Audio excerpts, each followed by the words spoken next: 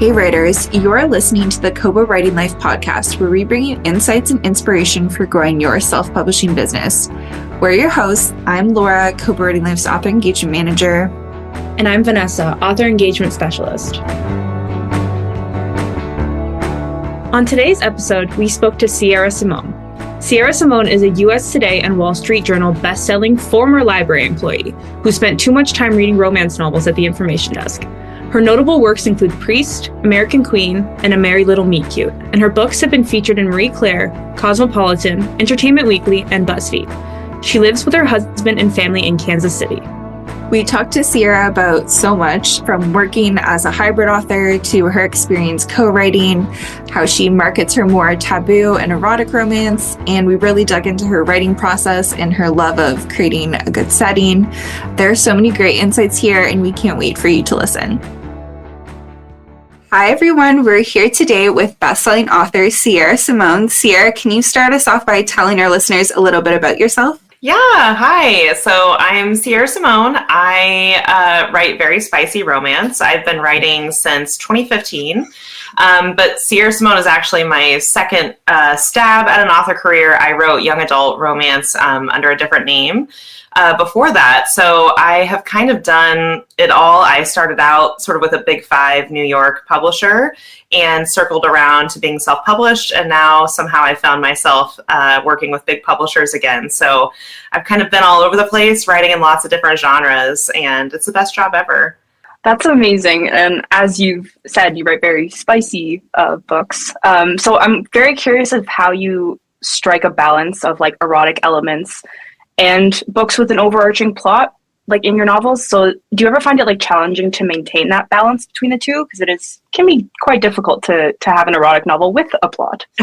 Yeah, I think that like all of my writing advice comes from the extended edition of the Lord of the Rings DVDs from, the early aughts. But there was some advice that Peter Jackson gave during his director's commentary that stuck with me as a young high schooler, and I actually still keep it close as a writer today. And he talked about how when he was editing the movies, he was very conscious of battle fatigue.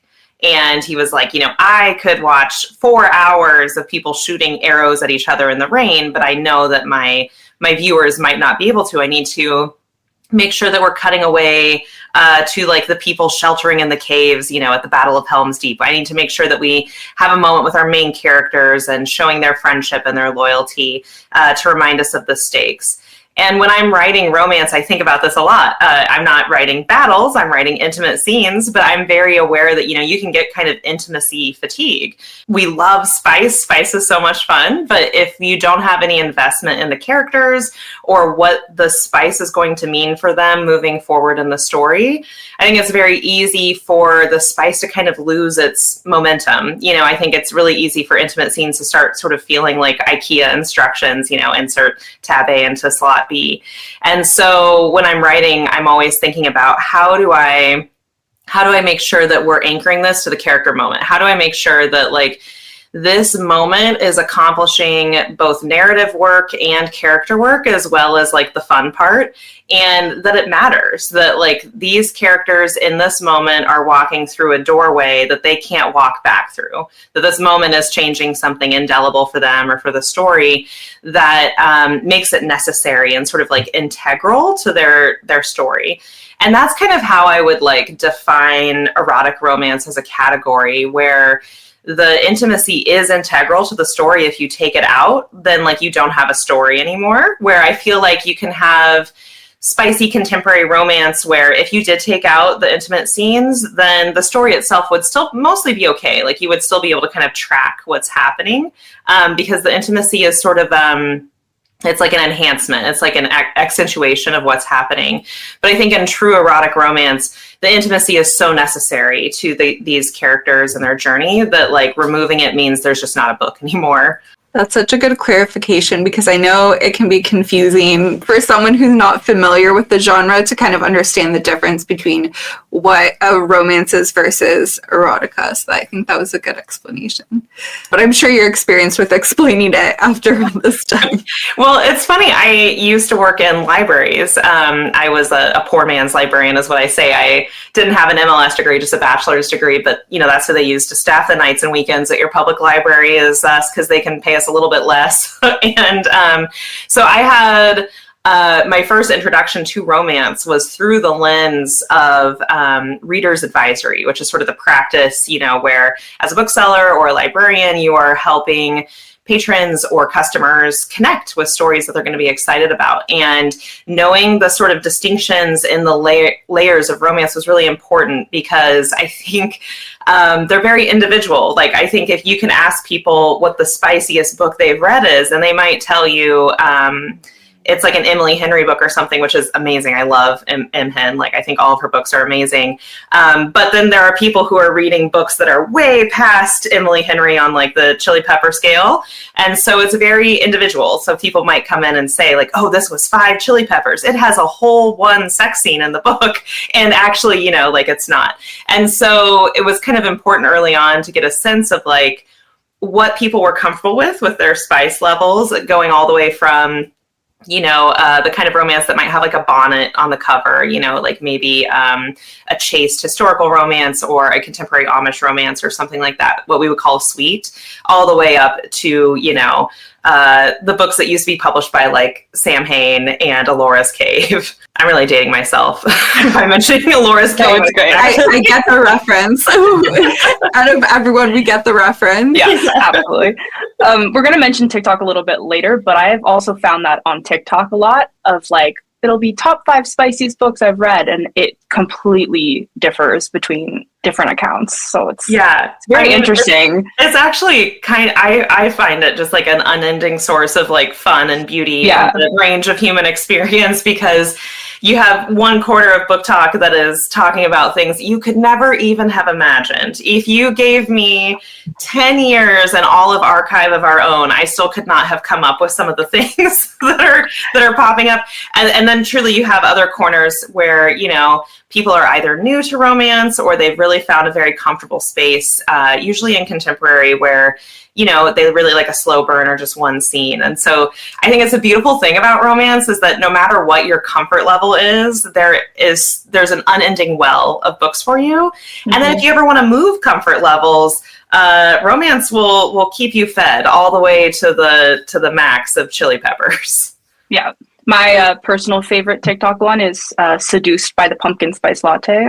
Oh, don't know if you've read that one, but it's a doozy. I have not, but it does sound something like I would enjoy, because I did read a book last year called Unhinged about a woman who falls in love with a door. So, the door. Okay, yeah, I'm like I can go there. I can follow you there. Have you heard of the grocery one? No, That's another one. That's I can't remember the name, but it's amazing. That's incredible. I mean, isn't the human brain beautiful? Beautiful. We started out 150,000 years ago just trying to like herd mammoths into like pits so that we could eat meat once in a while. And now we're writing books about groceries, falling in love with people. It's amazing. There's truly something for everyone. Like something for any possible scenario you could think of. I love it. I love it. I wanted to take it back to what you were mentioning before about starting off as a librarian. What was the transition like going from working in libraries to becoming an author? How did that process happen? I mean, in some ways, it was like a really beautiful meeting, I think, of interests and expertise, in the sense that being a bookseller or working in libraries gives you like a really on-the-ground experience in talking to readers, in how to pitch a book, how to connect with people. And so even before it was really, there was a lot of fluency in talking about tropes, for example, tropes and hooks and these things that now we're all very familiar with in terms of marketing a book. I sort of intuitively understood that as someone who was routinely trying to get people to take books out of my building. So that sort of experience was so helpful, I think, in connecting, not just with like the idea of like, here's how to market a book, which is important if you're self-publishing. But it also helped me kind of anchor my own storytelling to myself, to see patron after patron come into the library and just unabashedly ask for what they want. You know, I worked in an older part of the metro where, you know, we just had kind of an older demographic. So we had a very mystery heavy patron base. And you know, people would come in and it would be the 17th mystery with a cat that they had read that month, and they had no shame about it. They were like, find me another mystery with a cat. And that sort of like unfiltered ownership of what you find joy in and storytelling, I found inspiring then working at the library, but I found it inspiring as a storyteller because it was a reminder that like when you find what you love, either as a reader or a writer, like hang out there, like there's no shame in it. And I'm a recovering creative writing major in college. And if you take creative writing classes, it's basically 4 years of people telling you that you have to be the most rarefied version of yourself, that you need to constantly subvert things, that you should never be indulgent. That indulgence is a betrayal of your intellect, and that you should be suspicious of indulgence at all costs. And then to go and hang out with readers who are reading mysteries, westerns, fantasies, and then romance, and see that embrace of indulgence, that just love of indulgence, was so clarifying. I was like, oh, I think that the teacher in skinny jeans drinking tea out of a mason jar had it wrong. I think that I'm allowed to just enjoy the things I like and write the things I want to write. And one of the things I love about romance in particular is that I think it's a genre built on indulgence. I think it's a genre that says, you want a heroine who has violet eyes, even though that's impossible? Sure, let's do it. You want to read about a Highlander, 27 times in a row? No one's stopping you, baby. This hurts no one. And so I just love that about romance. And so I think that like I carried that thread from the library, even now to today. I love that. Yeah, that's one of the great things about romance. And I feel like we're seeing it even more now with like Vanessa mentioned before, TikTok. Everyone's just kind of embracing the tropes that they like. And I feel like we're even seeing so many people who didn't realize that there were fun books like that out there, especially since COVID, that are kind of discovering reading for the first time since maybe like high school. So that's been really fun to see as well.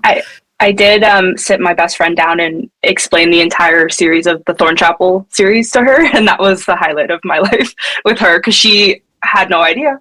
And you really started at like the 400 level, like you were like, no 101 for you. We're going right to. We're diving right in. Yeah. DC Andrews for grown-ups right now. I agree. And one of the things that I love about that indulgence is it creates community. And you see this, I think TikTok is like really the flowering of this on social media, because it's the social media that allows for pure word of mouth, like it really is just direct word of mouth. And this idea that you could be like, oh, I love it when two characters have to stay the night in the same tavern because there's a blizzard. And someone is like, oh, you mean Snowed In? You like Snowed In. Have I got, 101 Snowed In books for you? And so it's this beautiful moment of realizing, oh, I'm not the only one who loves this. And there's so much more where that came from. Like I will be able to spend the rest of my life just consuming things that I love. And kind of going back to your point of people discovering that these kinds of fun books are out there, I think that is one of the gifts of Book Talk, is really celebrating reading for pleasure. And I think that that's something that tends to get diminished while we're in school, like high school and then in college, because so much of your reading has to be done for school. And I think that it's hard sometimes to find, the time to read for pleasure. And you kind of get trained that all books are going to be like, I don't know, Ethan Frome and Call of the Wild. And so then when you become a grown up and you get on Book Talk and you realize that there's books that are just fun and exciting, I don't know, it's just like, it's a source of joy. No shade to Ethan Frome. Actually, shade to Ethan Frome. I think Ethan Frome deserves it. Sorry.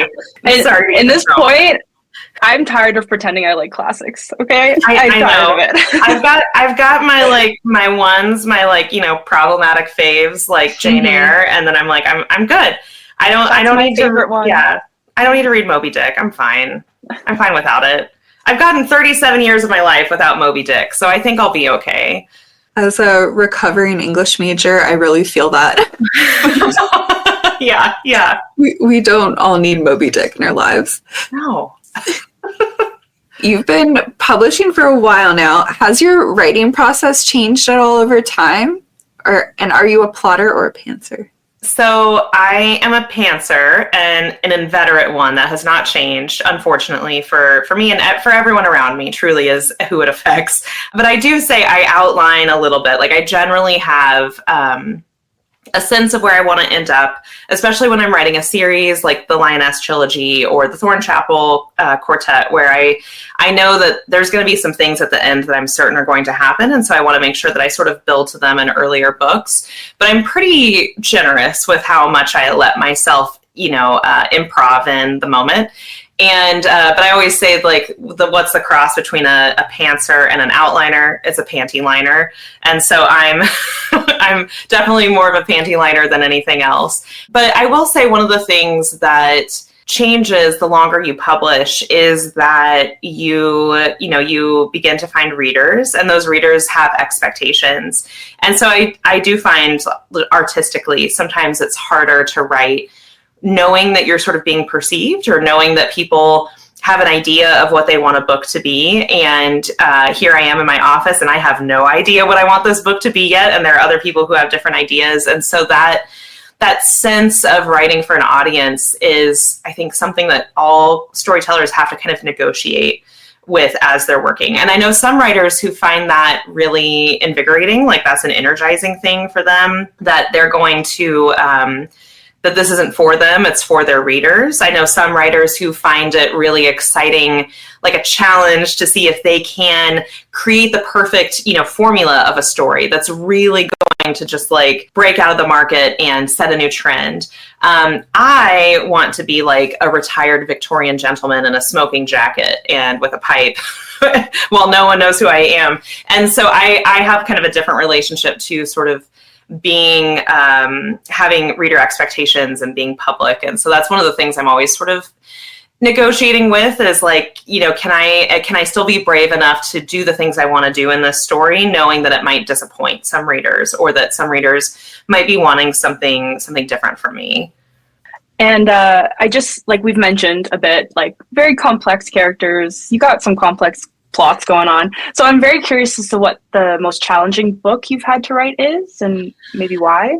Oh, yeah. I mean, I feel like there are, what's that Russian guy's quote about like every unhappy family is unhappy in its own way. I feel like every hard book was hard in its own way. But I think the most complex books I've written generally are the end of a series. So American King, Door of Bruises for Thornchapel, and then right now I'm working on the third book in my Lyonesse trilogy. And for me, those are the most complex because plotting is not something that I just naturally get excited about. And therefore, it's the last thing I think about when I'm writing a book. I think about the setting, I think about the characters, and where I want the characters to end up. But the how is sort of like the last thing that I really think about. And so then you get to like American King or Door of Bruises and the bill has come due. You have to, all those great ideas that you had, you now actually have to sort of follow the threads and tie them off. And so that's usually where I find myself writing a book that's like 130,000 words, because, it's just so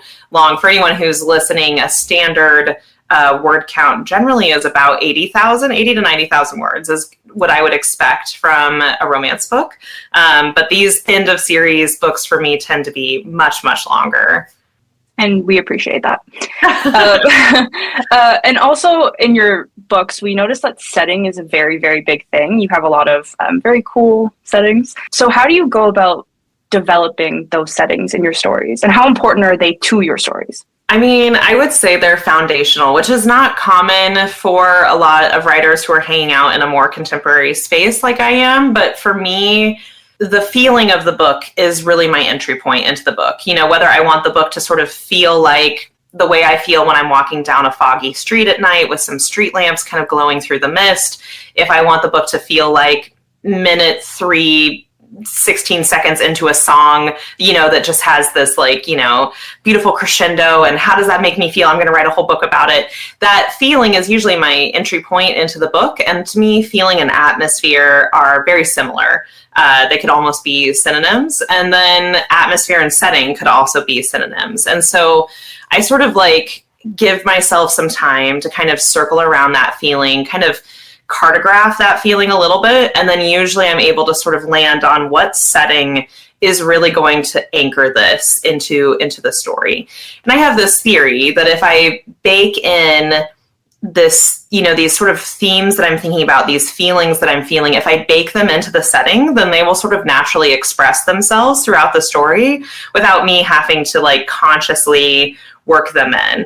And so if I can, set a very Gothic story like Thornchapel in this sort of remote Gothic, valley amongst the moors, in Dartmoor, then the setting is doing a lot of work for me. Same thing with American King, that New Camelot is set in Washington, D.C. And I'm able to let that setting pull in a lot of the sort of intrigue and danger and stakes for me. And so I usually start with setting before I start with anything else. And then I start asking myself, who lives here and who wouldn't live here? Who would be surprising to live here? So I think we can see this very easily in Hallmark movies, for example, where your setting is going to be a small town, but who's surprising here? Well, it's the girl from the big city. And so you have that juxtaposition that's able to create some friction. And from that friction comes the plot. So I go setting, character, and then very last and under duress, I think of the plot. I love that, under duress. Are there any subgenres or themes that you maybe haven't explored yet but are interested in writing? I would love to write romantasy, but I told my agent about it and he was like, with dragons? And then I said, no dragons. And he said, but there were dragons in the world? And I said, no, dragons in the world.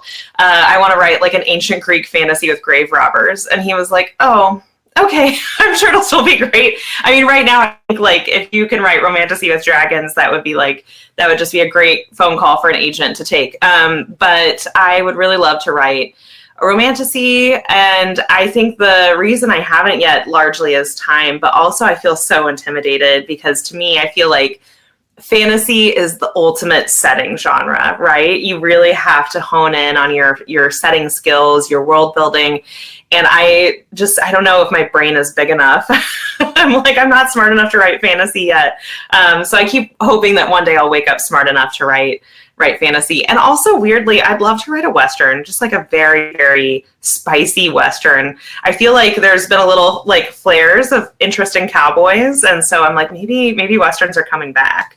I think because you do setting first, I think fantasy is right up your alley. I think that would be perfect. You do setting first, and then you do the plot. It's great. I know, but you have to get the setting just right. It's so much pressure. You can do it. No, I'm I have a tattoo of the White Tree of Gondor on my foot from Lord of the Rings, and Tolkien made up linguistic syntax for his world building. So I just feel I don't know. I'm the pressure. It's too much. At least with contemporary, I can just Yeah, I have the sword from Lord of the Rings on. Look at us. Look at us. Twins. Okay, so I'm going to move on a bit to, a lot of your books are considered very taboo for certain people. So what draws you to the themes of taboo, and do you approach the writing in any kind of way, or how do you approach the writing in the way that is kind of respectful and provocative at the same time?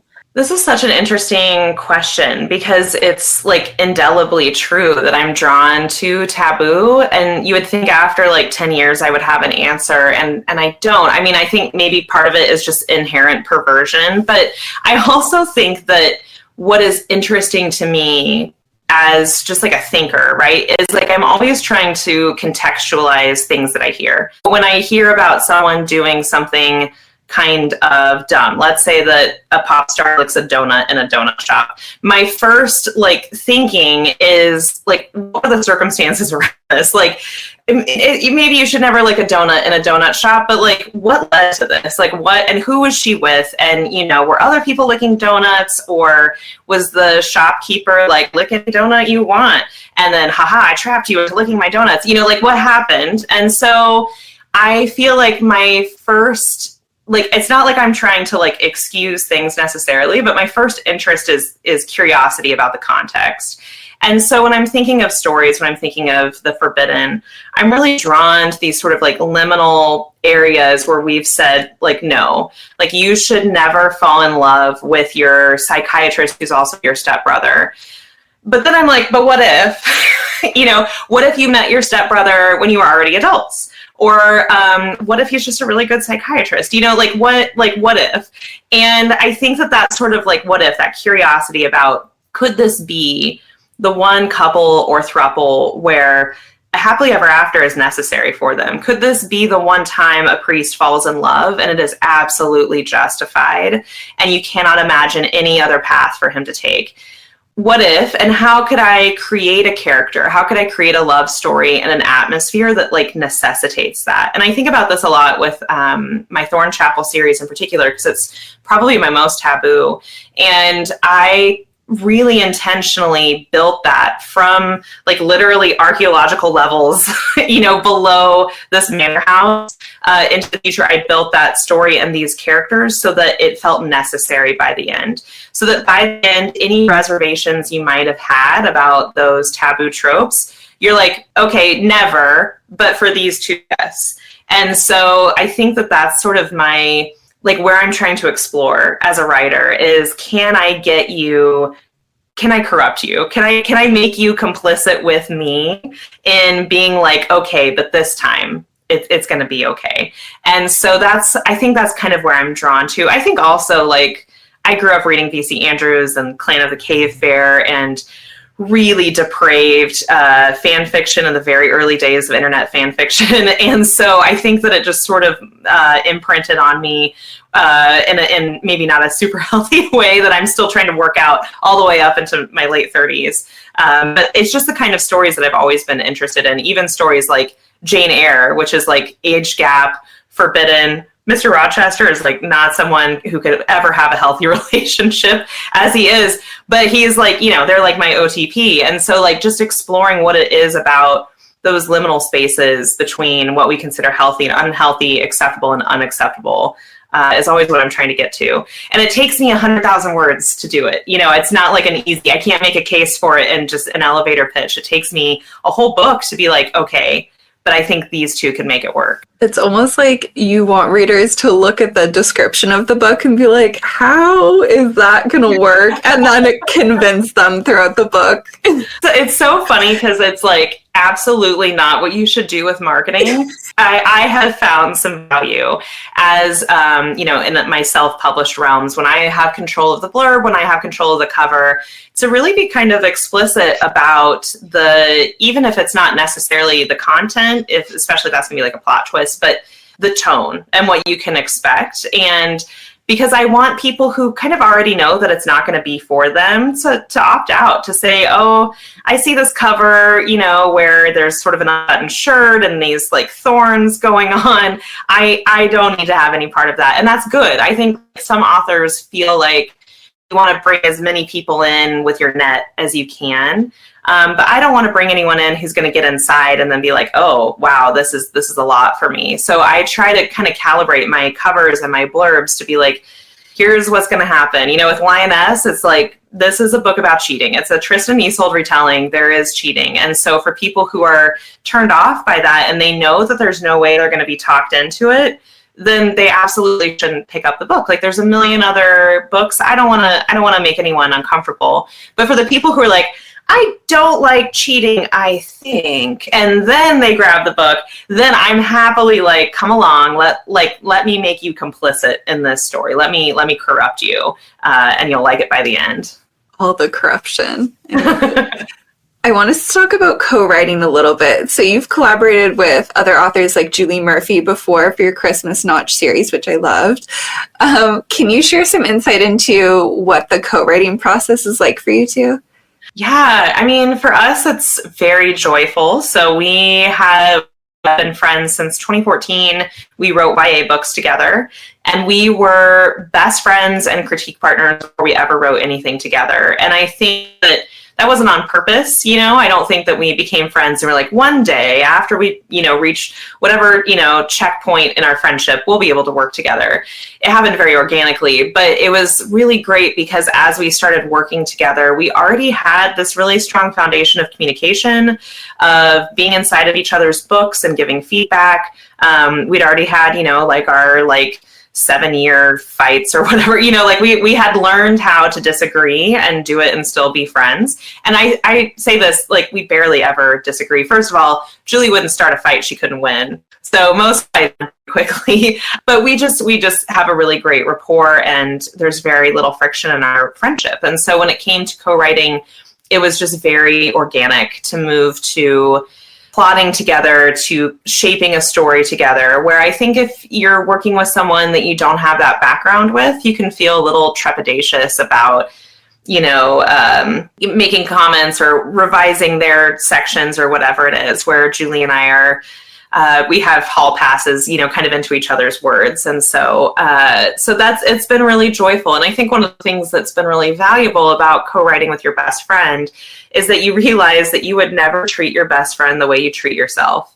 And so the way that I am self-recriminating, the way that I am willing to kind of burn out my own body or my energy to meet a deadline, Julie doesn't let me do that, right? She is filling me with encouragement. She is telling me to go to bed and get some rest. And then I am doing the same for her. And we're taking care of each other, giving each other permission to take the day off, giving each other permission to be stuck and have it be okay. And it's meant that writing these books has been such a light and replenishing feeling, where normally when I write my books, I feel like I've donated bone marrow, but now I feel really restored writing a draft with her. And so when we set out writing these books, we kind of wanted the books, when readers were reading them, to feel like you were at a slumber party with your best friend, eating pie at 2 a.m. and your face hurts because you've been laughing so much. And so we wanted the books to feel like that. And I think in order for books to feel like that, they kind of have to be like that when they're being written. And so Julie and I definitely have a slumber party mentality when we're plotting and when we're writing together. So it's been amazing. How do you split the actual writing? Is it one person takes one character, or do you kind of change it up each time? Yeah, that's exactly how we do it. That's not how all writers do it. So I know Christina Lauren, they have a much more integrated process. I think that's very healthy. Julie and I, early on, we kind of talked about how are we going to make character voices distinct? And it sounded so complicated that we were like, what if we just each took a character? And then that way each character would kind of have their own voice just by dint of it being written by mostly one of us. And we have a very scientific system for how we divvy up the character. So I generally take the character that has the most trauma, and Julie will take the character that owns a cat. And that split, I think, has served us pretty well and matching us to the characters that we're going to be the best at writing. That was amazing advice also, because I feel like writing can be kind of isolating sometimes. So you guys having each other's back and making sure you're sleeping and, doing all these, that's amazing things for people to take from this. So that's awesome. Yeah, I mean, absolutely. Yeah. I think that it's very easy to get pulled into isolation when you're writing that is kind of unshakable, because generally the most isolating thing about writing is that no one else can feel the unique pain that you're feeling about your book, because no one else is writing it. No one else can go through it for you. I remember when I was in childbirth, having a similar moment of clarity where it was no one in this room, no matter how much they love me, can feel this for me. No one can take it off my plate. It has to happen through me. I'm the only reason why this is possible. And it's the same thing with writing a book. It is coming out of my brain. So no one else, I can talk through plot. I can make sure that I'm writing in a writing group, but no one else is going to be able to do it for me. And when you're co-writing, that is completely subverted, right? Someone can share the pain. Someone is in it with you. And just having that shared is really powerful. It really takes a big burden off your shoulders. Definitely.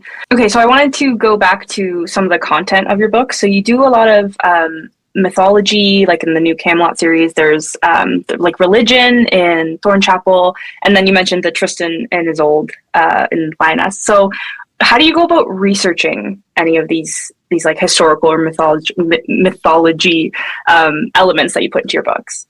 Yeah. Oh my gosh. I'm so glad you asked this because I love research. I think, it predates even working at the library, but I do think the library taught me a lot of skills about how to organize your thoughts around research, how to organize your material. And so for me, New Camelot was a great sort of proving ground for it because I already had a huge baseline of knowledge around King Arthur and the King Arthur legend. It's been an interest of mine since I was in high school. Interest, we could also call it a hyperfixation to a pathological degree. And so a lot of my research for New Camelot was around the military and politics and how the White House works, because I was trying to sort of retrofit this legend into a contemporary setting. And so I had to do a lot of contemporary research to see how I could line things up. And so now it was funny with Tristan and Isolde, I kind of had to start fresh because the King Arthur story is a story that I'm really fascinated with. There's a lot of overlap with Tristan and Isolde, but I was never super drawn to Tristan and Isolde, mostly because I found both of them unbearably stupid. And so which is a funny thing to say, because I wrote New Camelot out of love for King Arthur, and then I feel like I'm writing Lyonesse out of a need to fix Tristan and Isolde. Or I'm like, if you guys could just be better, then you could have it all. Because really, to me, the hero of the story is Mark. Poor Mark, who just wants to be a king and have a wife that's not sleeping with his knight. Anyway, I digress. So I did have to start fresh with them. And so it was kind of a fun prospect to sort of go back to this student mentality. And so when people are researching for books, what I usually tell them is, so it's like you're studying for a project for college where you're going to identify the easiest wells to tap for information. So for Tristan and Isolde, this would be like buying an anthology called Tristan and Isolde, or finding some of the medieval texts that have been translated into modern English. And then the key is being open to your initial wave of research, opening up sort of fresh directions. Because usually it's that secondary wave of direction that's going to give you the most juice for your story.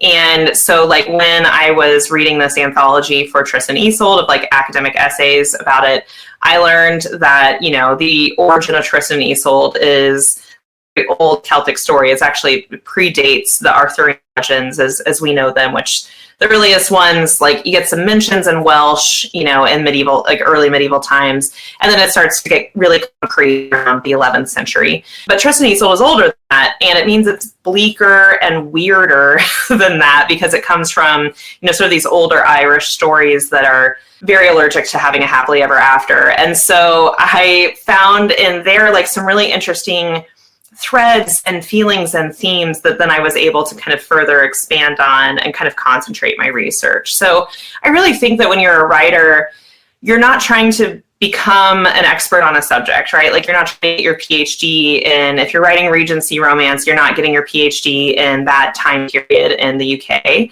What you are trying to do is identify things that speak to you specifically, and those things being specific in and of themselves, and translate them to the reader. And so I think that, what's the spy book that's the Napoleonic Wars, History of the Pink Carnation or whatever.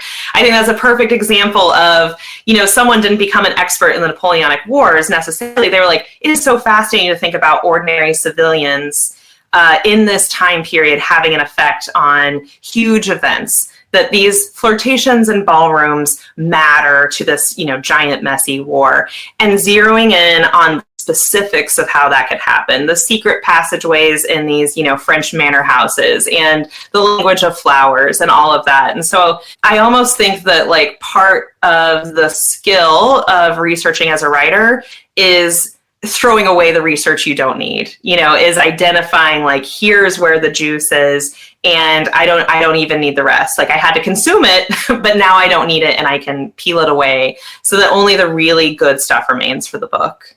That's a great description. And I love that Pink Carnation series. I think it was one of the first like romance series that I read, and it's a good one. It's a good combination of like history and romance and a good balance of both of them, I think. Yeah, I had no idea it was a romance. I had like delayed reading it for like a decade because I was like, I'm just not in the mood for historical fiction. And then one day I was, and then I was reading it. I was like, this is a romance. I just didn't know because it was in a trade paperback size. It wasn't like a mass market.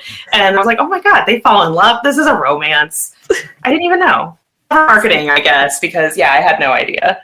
I wanted to get back to kind of your publishing journey a little bit. So as a hybrid author, you've experienced both traditional publishing and indie.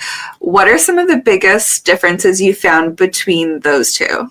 Oh, gosh. Okay. So one of the things that I will say is that I really do feel like when you are published, a lot of your marketing is going towards what I would call gatekeepers. So that would be librarians, booksellers, influencers to an extent, places like Kobo. A lot of a publisher's energy is, even before a book comes out, sort of, getting people who will distribute the book excited about it, getting them kind of on board and ready to help merchandise the book.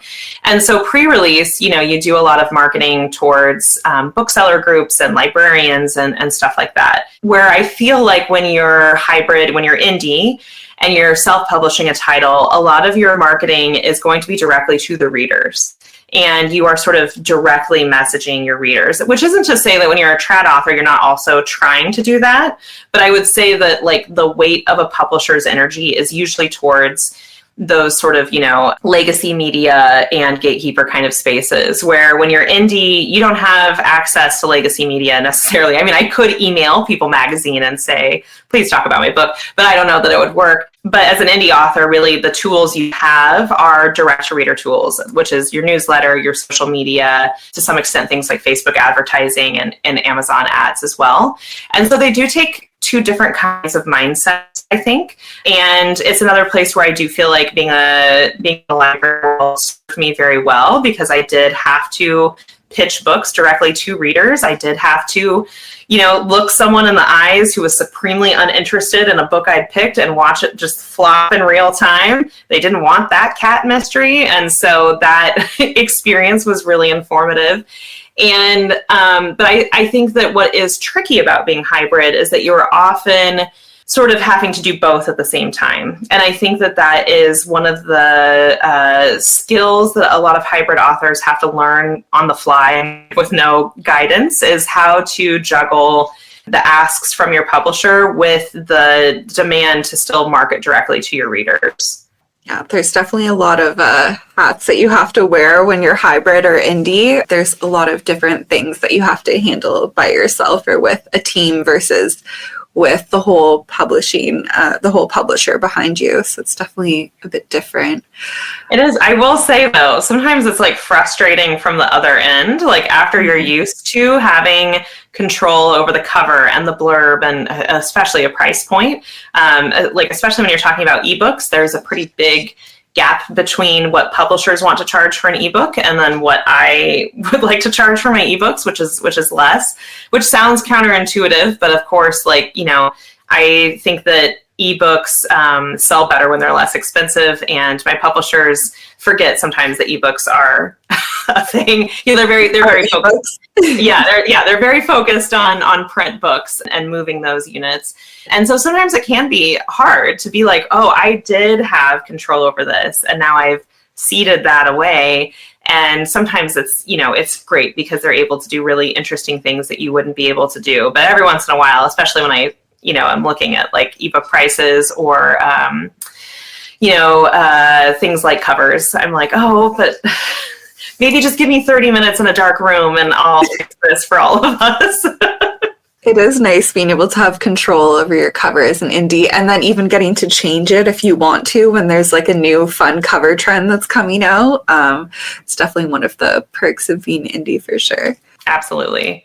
At this point, how do you decide whether you want to go indie or try and find a publisher? Does it kind of depend on the project? It does, yeah. So I would say that if you're writing taboo romance, but also if you're writing something that is a little bit more bespoke, maybe it's a pretty small niche that you're writing in, you're writing lizard shifter single dads, like you're just, you don't have a ton of comps, right? Or, maybe you're writing from an identity that right now Big Five Publishing isn't super invested in representing. And so you are going to be the expert on how to market your book, either because it's very weird and niche, or it's very out there, or because, Big Five Publishing is definitely calibrated to sell books to kind of a default audience, and you recognize that you're outside of the default. And so you're going to know your own audience best. These are all circumstances where I think that project is a really good fit for indie, because you will know the right way to cover it. You will know the right way to blurb it, which isn't to say like act on instinct all of the time. If someone is like about to self-publish their first project, still do the deep dive into market research for what covers sell, what works for blurbs, all of that stuff. But all of that to say that, I knew from the very beginning that if I gave a book like Priest to a Big Five publisher, that they were not going to know what to do with it, right? Like, because it doesn't fit into sort of an existing box that they're already at. On the other hand, traditional publishing, when they have a category that they have like thoroughly just figured out, like they have these sort of boxes, like historical romance or rom-com, then that like, if your book is in that apparatus, they're probably going to give it a pretty good shot. They're probably going to know what kind of cover to give it, what kind of blurb, how to pitch it to legacy media. And so when Julie and I were working on the Christmas Notch series, I knew that even though there were a few quirky things about it, I knew that it was, since it was very like, fat positive and bi inclusive, that, there are some things about it that publishers always haven't been great about. But in general, it's a rom-com, and there's no reason why they wouldn't be able to just, sell the heck out of it.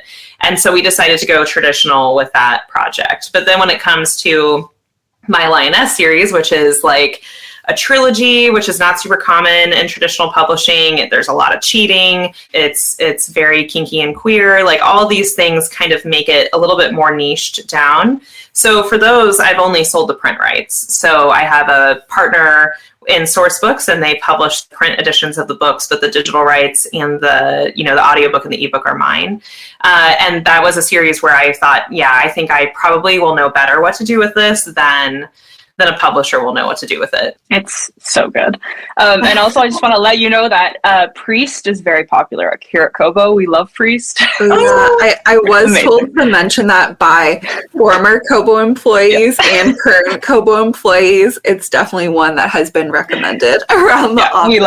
We love it. So I'm very curious, because marketing erotic books can be kind of hard. Have you ever run into a challenge doing erotic marketing, or like how do you do it, essentially? Yeah, so I think that there are some challenges in an algorithmic and metadata sense. So I do think erotic authors do need to familiarize themselves with keywords that are going to, maybe sort of catch them in a filter, or, places like TikTok that are going to be sensitive about certain kinds of words that you use. And I do feel like romance readers are pretty fluent in words that sort of signal what we want to say anyway. So if I say, forbidden or taboo, those are words that usually kind of, clue a reader in to kind of look for what taboo might be. Or, I don't generally put things like BDSM or kink in my descriptions, but I might say something like pain and pleasure or something like, and those I feel like are kind of signals, right, to romance readers, like, oh, okay, like I can kind of guess at the content. So I think that some of it is kind of familiarizing yourself with your points of distribution and also social media and, what they're going to be comfortable with. But I really do think that the central thing to message with erotic is, why does this matter? Like, what is sort of either the central reason that these characters can't be together, or what is the indulgence that you're going to get inside this book that means you need to grab it right now? And so I try to like hone in on that as much as possible with marketing, like these are the vibes you're going to get. Or you want a morally gray character? Well, then pick up Salt Kiss, because I've got morally gray. So I think it's sort of like dialing in because there are so many wonderfully spicy books out there now that, it's a different landscape than it was in 2012. And so I think you really have to sort of make a case for why this book and why this book right now, which is why things like an ebook sale or an audiobook sale are so fun, because you can say, why this book right now? Because it's on sale, because you can grab it for $1.99, and then, the risk to you, the reader, is pretty low. And so that's usually what I'm trying to aim for in messaging. Like, why this when you could read anything, when you have all of Archive of Our Own for free? Why this thing? Do you ever struggle with social media ads? Because I know some of the platforms can be more strict about like what you can show and what you can put in copy. Yes, absolutely. So in particular, not to name names, I'm sorry, Meta, but Facebook is careful about what they allow on their platform. And I think with good reason. I think the rules that they have made and the rules that Amazon have made weren't made with romance books in mind. They were made for like bad things. And so romance books just unfortunately sometimes are in this gray area where, I think that you can claim there's artistic merit to what they are, but a lot of the ways that we would advertise them line up with things that, Facebook is trying to make sure aren't flooding their platform. And so I think, again, it's very similar to sort of things like metadata, where you're sort of trying to find kind of a code. And I think that code can be, okay, I can't show anyone in an embrace, for example. Embraces tend to be like a no-no, but there are sort of people holding hands that I would say like, oh, those people holding hands, they like holding hands. And, that sort of gives you a code. And what's hard about this is that I feel like it's kind of alchemical, right? Like, I feel like there's not like a formula where you can be like, here's a stock image that is going to code sexuality, but not off any of Facebook's filters. But that is kind of like an art form that you learn. And I do think that you can only learn it by doing it and failing. I think that you can only learn it by testing images, seeing what works. There's a really fabulous author, Skye Warren, who teaches advertising classes for authors. And this is one of her big things is like, you can't always trust your gut on what's going to succeed in the marketplace in terms of advertising or even for your own covers. So test, run $5 a day on some ads and see what images are really striking people, what's really pulling them to click on the link.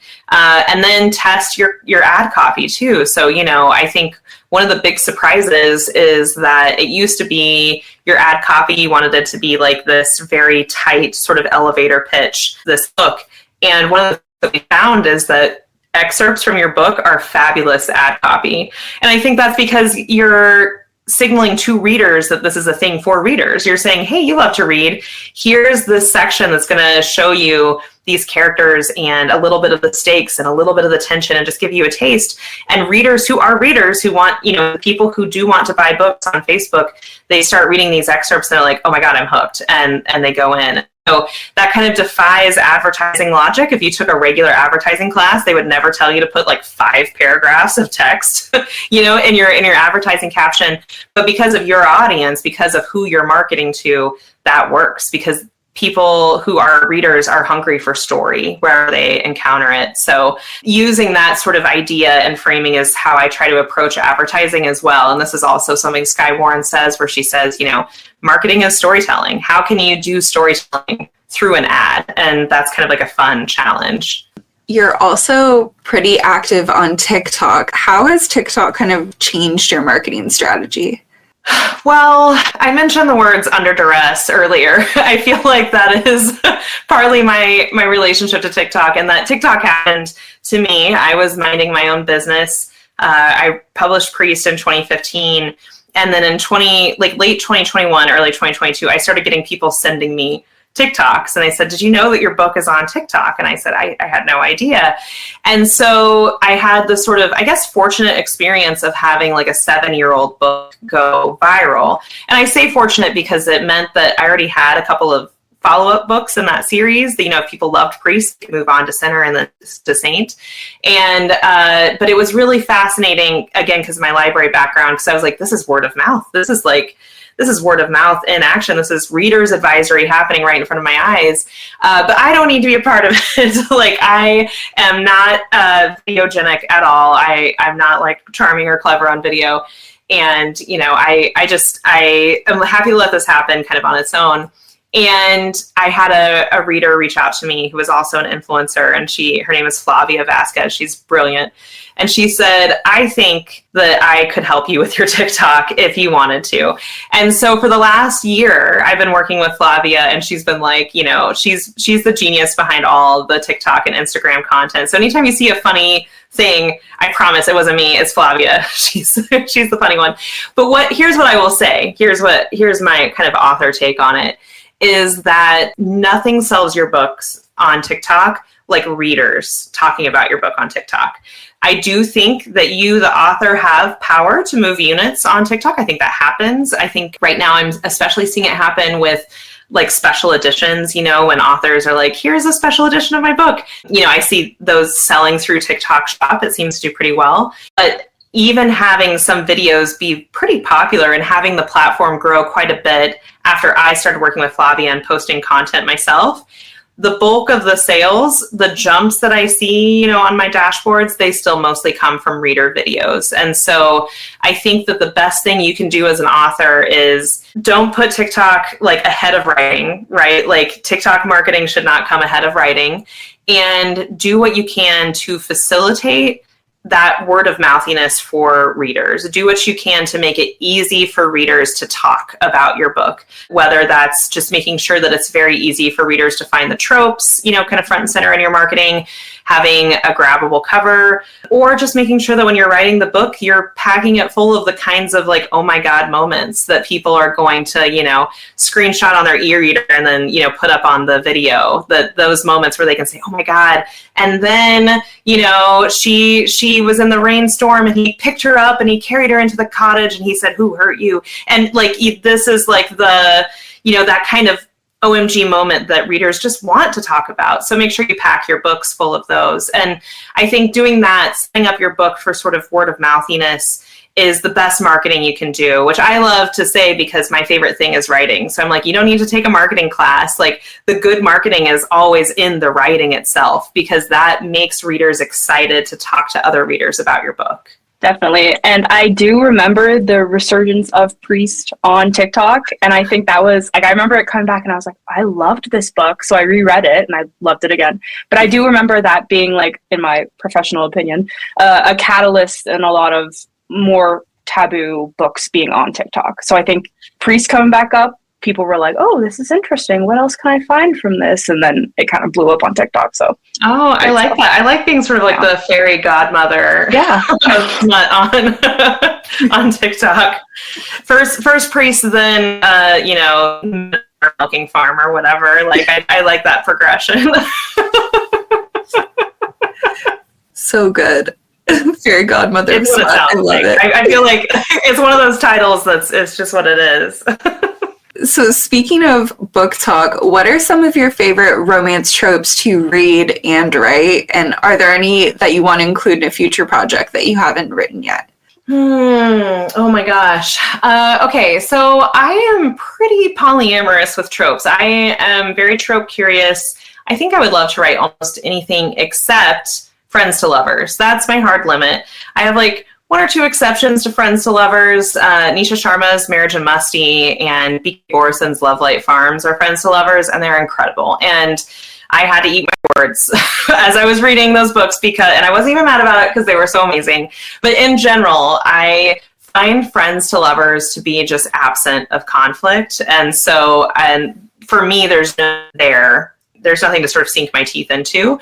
I think it's just like everyone's too healthy and respectful. If they're friends, that means they've been healthy and respectful to each other. And what am I going to do? That's not a starting place.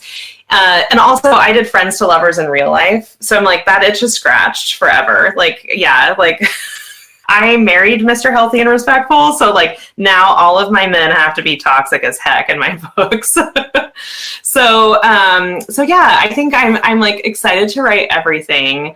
And I am in sort of a villain mode, I will say. So I was hoping that maybe Lyonesse would sort of exercise my anti-hero demons, but instead I just want to write more anti-heroes. So I think the next few books are going to be a little bit more anti-hero-y for me, which is like, that's my reading catnip. Like I tend to read more toxic protagonist, I think, than not. And so, but normally I think I've written people who you could imagine going to therapy.